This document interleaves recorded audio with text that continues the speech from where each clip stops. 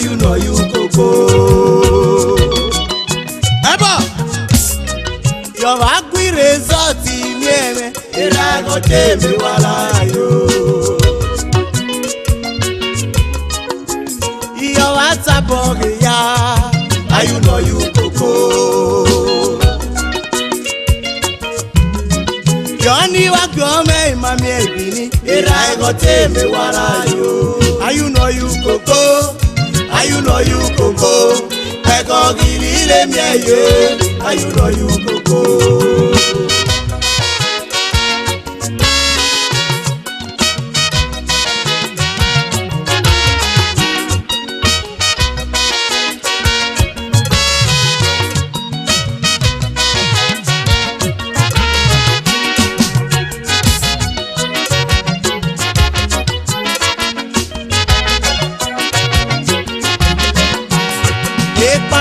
Repa borwe, owa kito ogena no repa bono ya o pape yuge.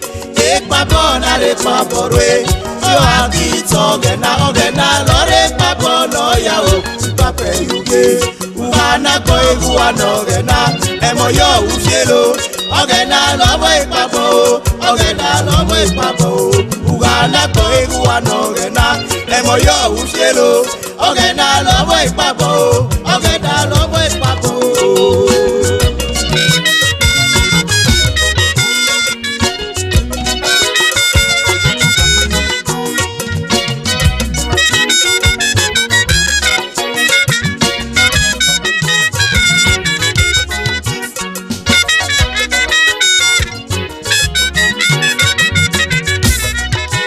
Oh yeah.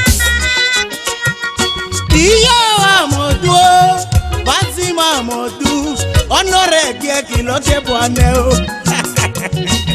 Kwasi mamodu iyo wa modu honore gie kilo ke bwane Kwasi mamodu ojo de po modu honore gie kilo ke bwane o Ile go papi go pipe ore pigo pigu honore gie kilo ke bwane o Okpa pigo pipe, ore pigo pigu, honore giegi lo gebwane o.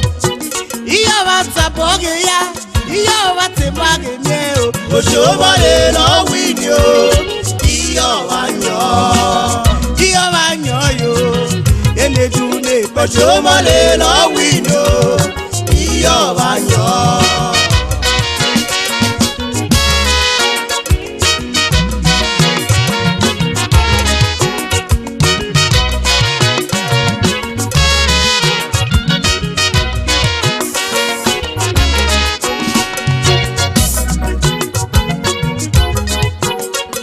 Babona re paporwe, baba kito ogena lore papono ya o pape yuge.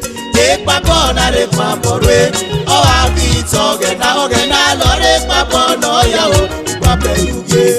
Ugana bozu anogena, emo yo ufielo. Ogena lobo papo, ogena lobo papo. Ugana bozu anogena, emo yo ufielo.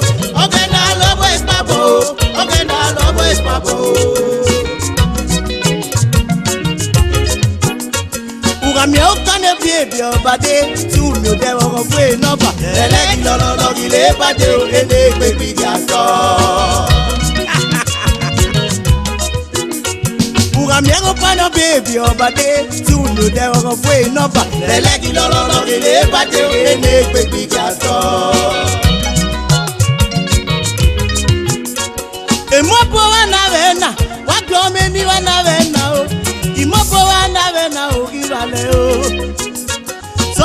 wana vena, sawu na vena o, imobo wana vena o, kibale o.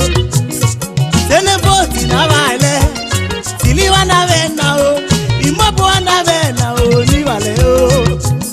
Sayani wani o ne dunepeti, sili wana vena, imobo wana vena o, kibale o.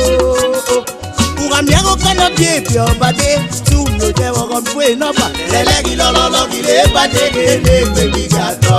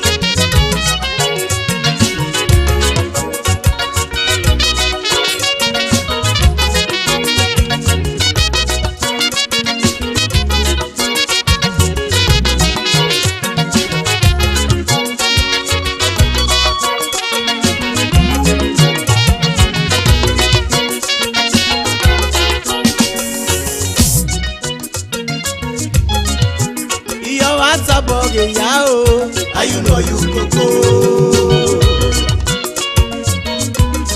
Your agri result in me, irago tebe wala yo. Your WhatsApp okay ya, wako me mage mieo. Osho male no winyo, iyo wanyo. Eba, isone mona leo, kami kwe kiao, ekwe kwe kia geto yo.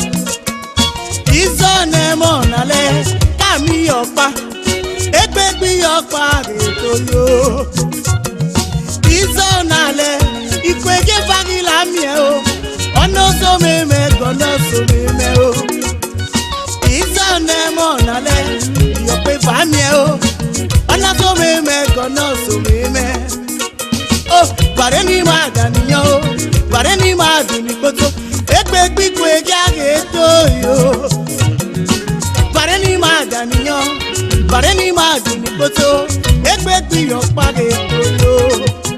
Eto me miere vege ke na vege kechi na nyato, egbe tiyo page toyo.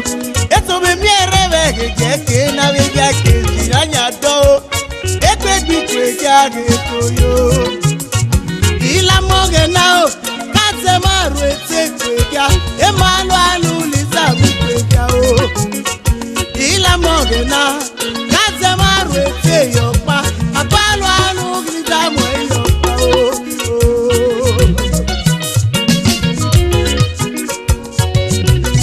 abo ekpapo na re paporwe o akito ogena lo re papo no ya o pape yuke ekpapo na re paporwe o akito ogena lo re papo no ya o Uwana boru anogena emo yo utero ogena lobo ipapo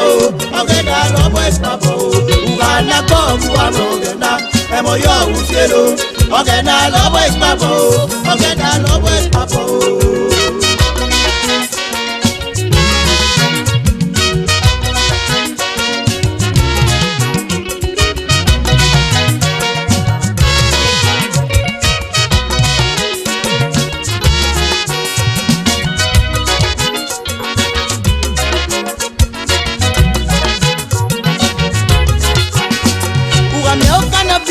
Bade sulu de wo fue number elegi lololo ile bade o le pe gbigato come on iyo WhatsApp odio ya iyo wate mage mi o oso mare lo wi ni o iyo wanyo ipa gbe mi e wa o emedu le pe so mare lo wi ni o iyo wanyo iyo WhatsApp ìbírí. Òṣòwò lè lọ wíńdé o. Iyọ̀ wá yọ. Elédùn lè pẹ́ sí yẹ́sà bọ́ọ̀lù yá o. Òṣòwò lè lọ wíńdé o. Iyọ̀ wá yọ. Ilé ẹlẹ́gà gbọ́mọ̀fẹ́ yẹ́ kira ti wà lámà o. Òṣòwò lè lọ wíńdé o. Iyọ̀ wá yọ. Ìtẹ̀ máa rọ́ kí ìtẹ̀ máa ní. Ọ̀nì ìpàgbére wà lámà o. Òṣòwò lè lọ wíńdé o. Iyọ̀ wá yọ. Ìrágì wà lámà lọ́kẹ́ ń wà máìpé o.